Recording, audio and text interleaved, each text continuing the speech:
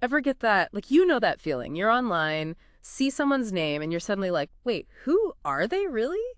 Beyond the job title, the LinkedIn profile pic. That's human curiosity, right? We want to know there's more to the story. Exactly. And today, it's Arnaud de Klerk we're digging into. And get this, our sources are a mix of, well, his bio, obviously, but also some tech stuff he's done online. Okay, sounds promising. And wait for it, restaurant reviews. Like, seriously detailed foodie stuff. I'm talking tasting menus, the Oh, works. that's a curveball.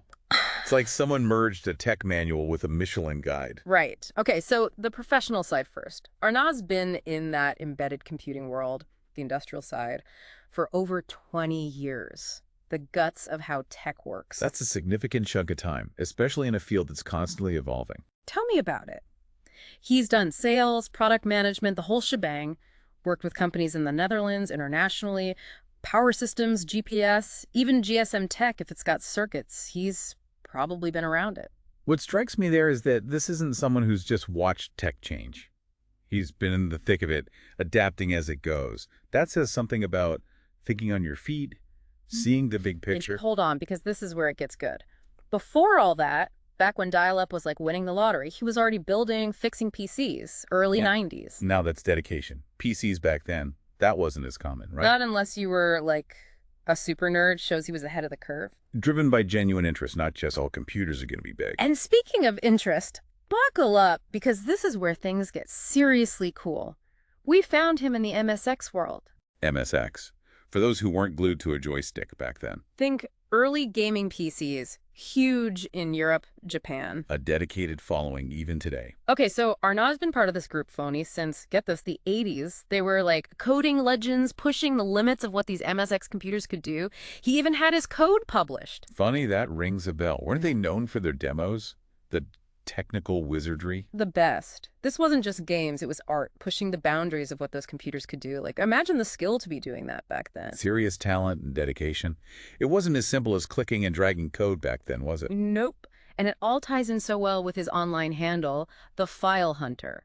Not just a cool nickname, right? He coded games, messed with music conversions, even translated Japanese MSX games. The man's got range. Hmm. So, not just a techie, but bridging cultures through gaming, too. Oh, and it gets better. He even created a whole app on Android all about MSX gaming. That's the thing about passion, right? It sticks with you. Yeah. But creating an app, that's taking it to a whole other level, making it accessible to people today, keeping that love for those games alive. It's like preserving history, but in a totally modern way. So we've got Arnaud, the tech whiz, the retro gaming guru, the connoisseur of all things delicious. But what's the common thread? What's the story here beyond the bullet points? It's the passion, isn't it? The dedication. Whether he's coding, gaming, or dissecting a tasting menu, he's all in. Not just dabbling, but truly immersed. That takes a certain kind of personality. It's not just being smart, it's that drive to really master something. Absolutely. Yeah. And we can't overlook the sharing aspect. He doesn't just hoard this knowledge, this passion. It's in his work, his MSX contributions, even those detailed reviews.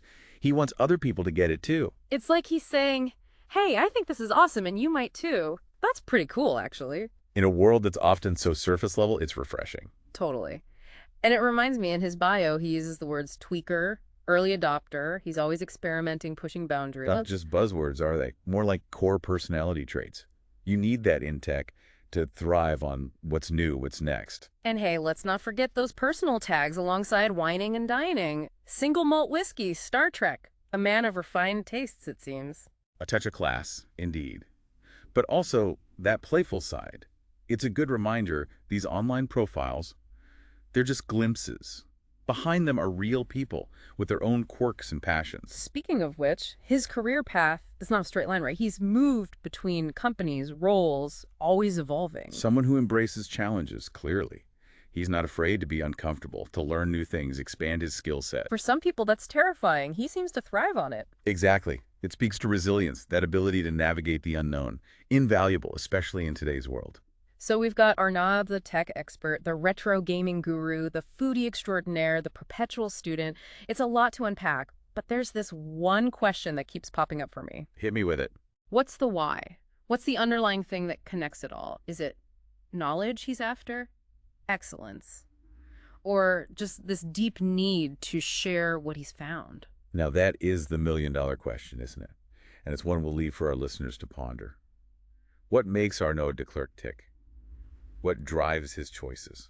Because, next time you're scrolling through a profile or reading a review, remember there's always more to the story than meets the eye. Maybe a hidden passion, an unexpected connection. It's what makes us human, after all. And speaking of digging deeper, those restaurant reviews, there's a whole other side of Arnaud we haven't even touched on yet.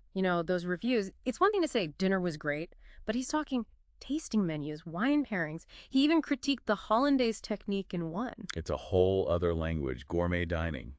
He's clearly comfortable in that world. It's like he's got his engineering brain, but applied to food. Remember that bit about the Ali Gobi? It wasn't just, oh, small portion. He was analyzing it, like the value proposition.